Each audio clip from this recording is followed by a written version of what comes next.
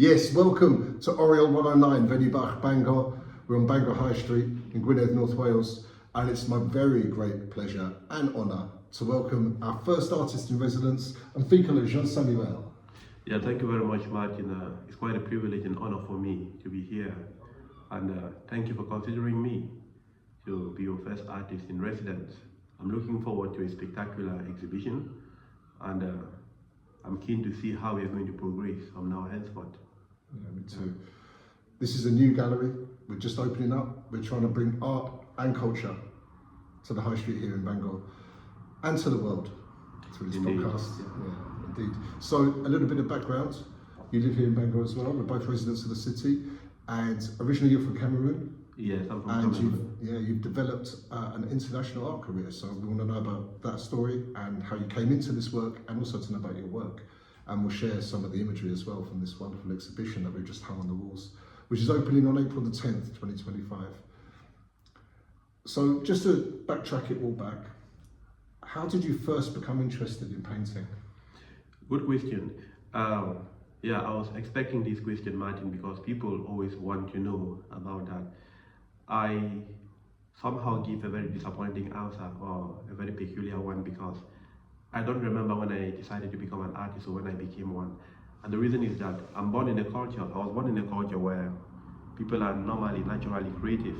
You know, my brothers, my sisters, my family and my friends, everyone does something handy.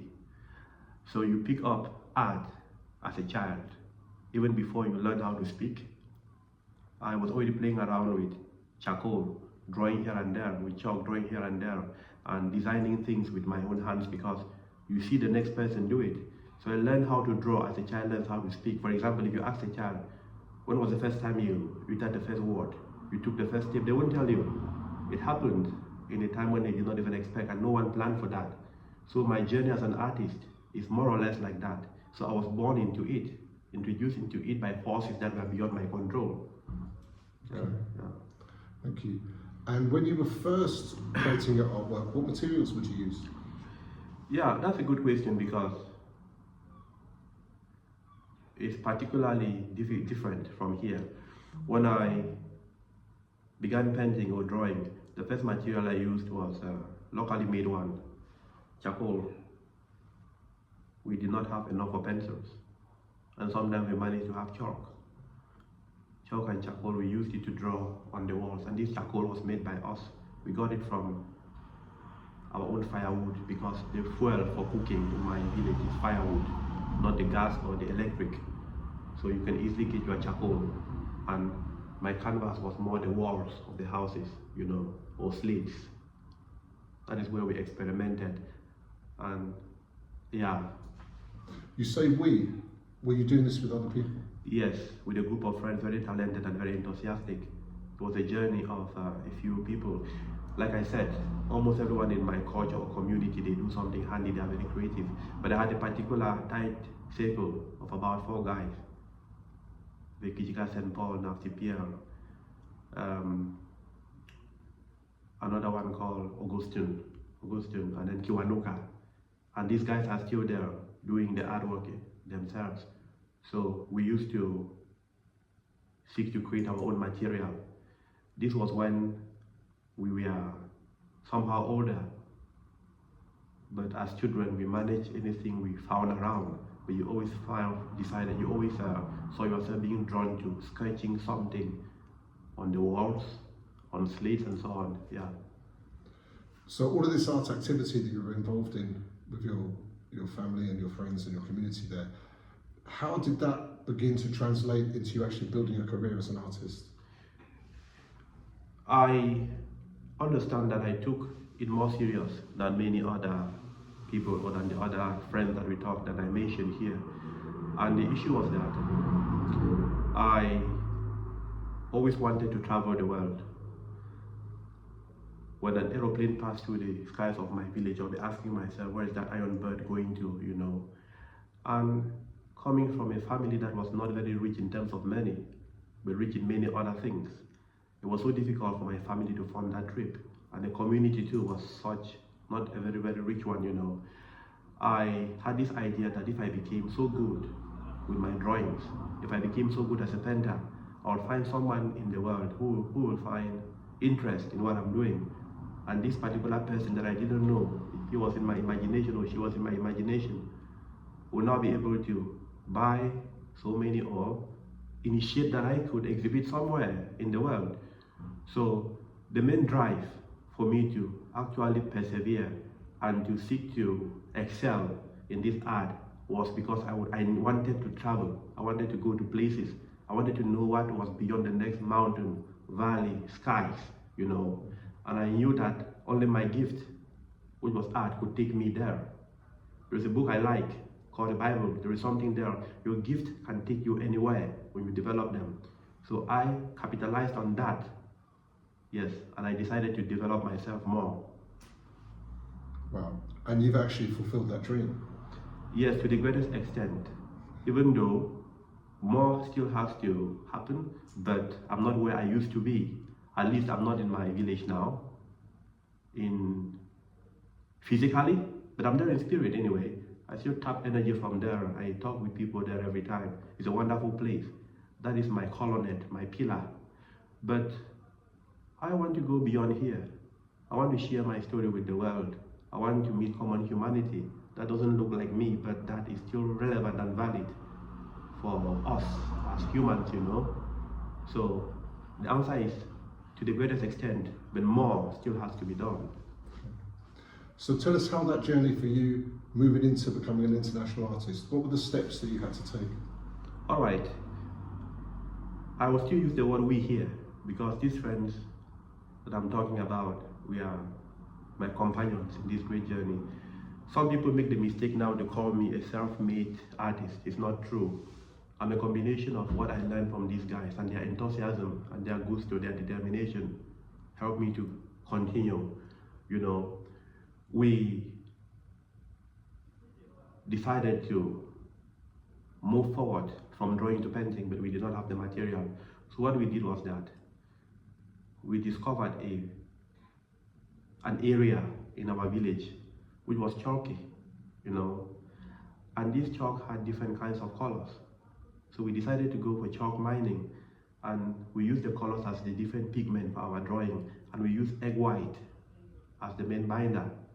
For our brushes, we used hair from the oxtail to create our own brushes because we discovered a place where cows were slaughtered for food.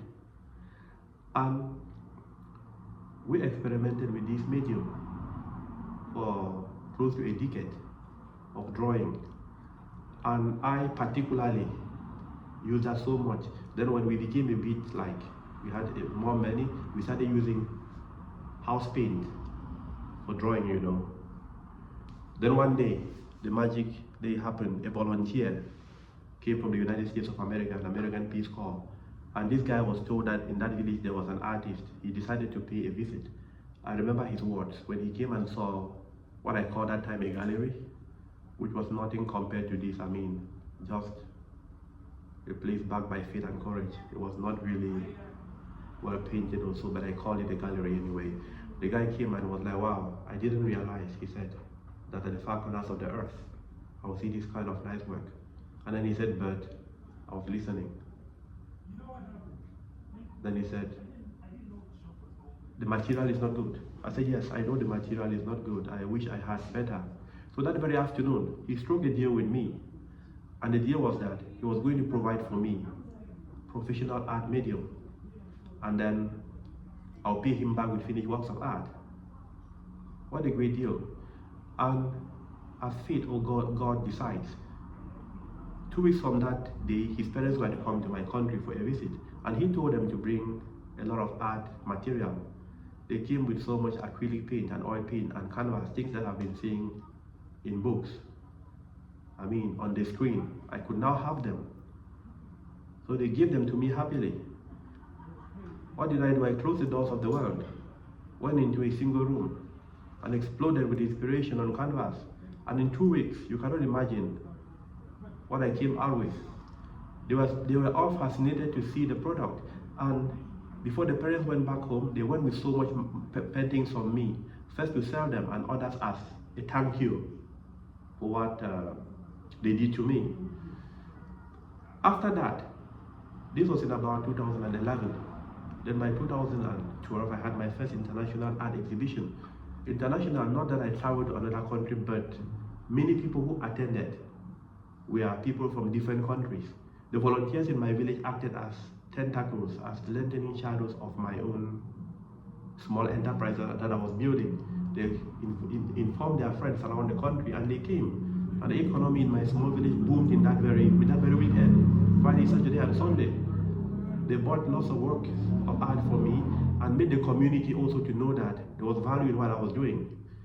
And by 2013, I was able then to go to the Netherlands. I also went to France, I went to Germany, and also Switzerland, and then later to South Sudan. And in all of these countries, I showed my art, did art exhibitions, and that was the beginning of the great journey, something I've always wanted to be part of. Then in 2014, I went to the Netherlands again, and then to South Sudan, went to Uganda, and then at the end of that year, the next year now, 2015, I was in the United Kingdom. Since then, I've just been hopping through different countries in Europe in particular, showing my art, and now also becoming a storyteller or somebody who shares his story and experiences with other people, especially young people, because I believe that fundamentally every child has a gift. And hearing my story and seeing how much, for example, in this country children have, they feel obliged or motivated to use their material and to become the best that they can be. A lot of them don't know they are sitting on gold, that there is so much they have that other children in the world are not fortunate to have. When they understand where I began from the humble beginnings and how faith and determination took me to different places, Like when I came to the UK, yes, I came, but the pockets were empty, but the heart was filled with a great dream. And that dream is still ongoing. Yeah. I'm glad you're here. Thank you. Yeah. Thank you. So you live in Bangor in North Wales now? Yes. What brought you to Wales? Good question. I decided when I was in South Sudan, I met somebody who told me that I fit to work in development. I laughed. That I am good with people and that he could see me bringing people together. So he suggested that if I wanted to do that, I could do a master's degree. And then the additional suggestion was that the United Kingdom is a place where when you have a degree from, is respected anywhere in the world, that I should try. I went online to look for masters in business studies in the United Kingdom, and Bangor University came first. I just applied, and the next morning I was accepted. For me, it looked like providence or like divine plan. I was okay. I did not apply to any other university again. I decided to follow that up. That is why I came to Bangor, and since then, I've been on and off, and I now feel this is home, I finished my studies. Hopefully I'm gonna do more, but the people, the landscapes, and the energy of the community has been so accommodating that I now stay, I feel at home here. And one good thing about this environment is that it is in between a very big city and a small village. There is a lot here that reminds me of where I come from, and also a lot that reminds me that I'm where I always wanted to be. Thank you. Yeah. Be nice to talk a little bit about some of your work. We can see a piece behind us here. So if I bring the camera over a touch, could you just talk to us a little bit about this piece of work that's behind us? Yeah, most of my artworks are inspired by my culture, the ways of life of my people. I think art is a way for someone to tell their story, their experiences, their visions, their dreams to the rest of the world, to share your unique spark or what you were born in to the rest of the world. So this is one of my heritage series paintings. And a lot of what is happening here, if not all, is what happens in my own village, especially during events, like the masquerades. They entertain, they dance, and they make people to become happy. There is a lot of music happening here. The drummer, the guy with a kind of traditional flute, and this is a drum, you see. So then the colors, the vibrancy of the African sun. I don't forget that, I was born in color. When I first came here, I remember a very good friend reminding me that the paintings were too colorful for the community, but then I reminded them that I work with color. I'm part of the color, so I cannot avoid color in my work. So this is a heritage painting showing aspects of my culture. Yeah, I love that painting. I love the colours. Thank So you. vibrant. And that's fascinating to hear you say, I was born in colour. That's what you said, wasn't it? Yeah, I was born in color. You know, it's when I went to Europe that I realized that sometimes in the winter places get dark very soon, you know. Always in Africa, I always witness the spectacular sunsets and sunrises every morning and every evening. I took that for granted. But when I go back now, I enjoy it even more because I have seen that not everyone has that kind of natural luxury, you know. But there are wonderful things here anyway. Yeah, you know, every place has their own great things, you know. Yeah, but I am happy to share the African sun with the rest of the world in my paintings. I'm happy to be feeling it. Yeah, this work that you've got here really interests me. When I look at how it's constructed, in the colouring, particularly the blues, Yeah. reminds me of European stained glass. Yes, I've been told that, yeah. Yeah, the stained glass that we get in churches and in cathedrals in Europe. So there's an element of there that it feels very familiar to me from my own tradition here in Britain. Good. But then when I see that mixed with the African iconography, that to me feels really fresh. So Yeah. it's a mixture between your heritage and your culture, that you're bringing the elements of that, the icons of that, Yeah. but within these colours that I relate to stained glass. So that to me is a very interesting fusion. But it also, the angular aspects of the stained glass looking artwork reminds me of Cubism, Right. what Picasso and Georges Braque did. Yeah. But then they were inspired by African masks. That's where they got Cubism from. So for me, you're taking it full circle and taking it back to the source. Right. Now, is that an influence on you at all, looking at European tradition as well? To an extent, and now that you see this, actually, when I started my artwork or painting, my paintings were not like this. My intention was always to represent nature with exactness, which is what most artists do at the beginning. And then I met somebody, a guy called Angu Waters. He's such a great Cameroonian painter. This guy actually helped to flip my thinking about what art was. He made me to understand that art does not only mean recreating what is there, but it can also mean augmenting reality. It can also mean expressing what should be there. You can portray something in your own way, using your own unique ideology, you know. You can decide to do things differently from what nature has given to people. I remember his words that photography can do the other things. That now we consider ourselves creators as artists. Let us represent nature in a way that it is not exact, but still beautiful. So this guy helped me to develop this style. But he does it even better. One thing I hate to say is that I'm a self-made person. I told you I'm a combination of different people I met along the way. Angu Waters is the guy who actually held my hand and showed me the light when it comes to art. His own master was a guy called Spin Zante, who passed on, unfortunately, and he's one of the greatest painters Cameroon ever had. He was inspired by Picasso, and then by another guy called, I think, also by Dali, because some of his paintings are Dali-like, you know, these kind of mysterious, surreal things. But he modernized Cubism with colors, speed. What has learned from him and what has taught me.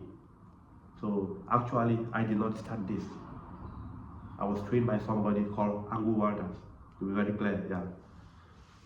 Thank you. I know my masters, and I'll always recognize them, yeah. Have you been teaching yourself? Are you teaching another generation of people?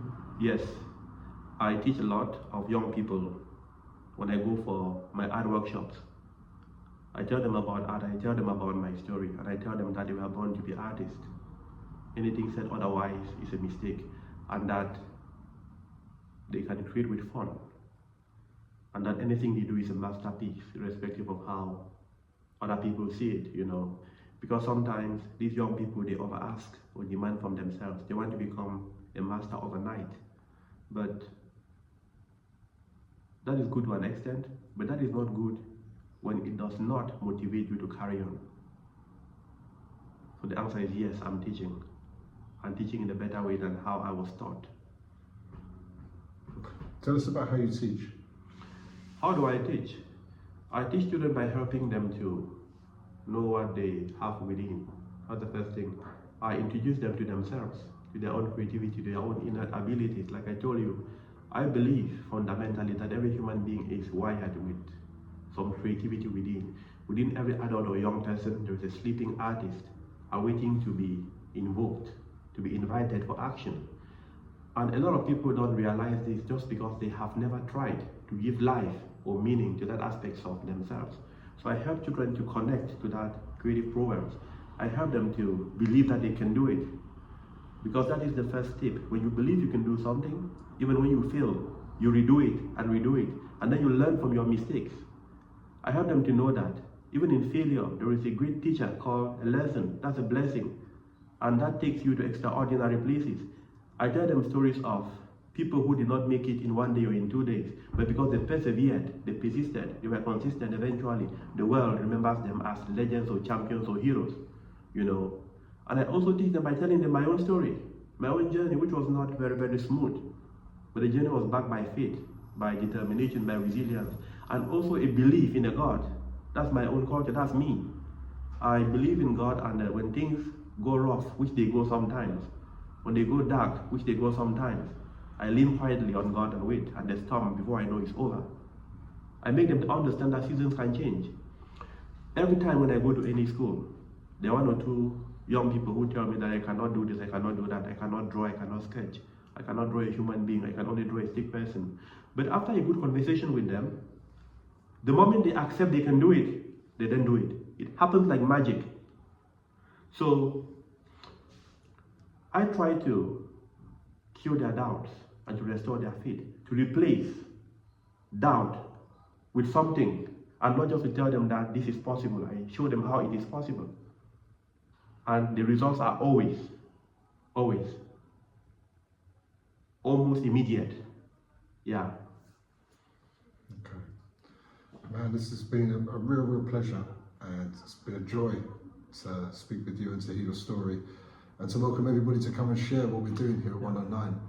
My pleasure, yeah. Thank you very much for this opportunity, mate. Yeah, cheers, yeah. Thank you so much. Let's carry on the good work. Let's do it. Yeah.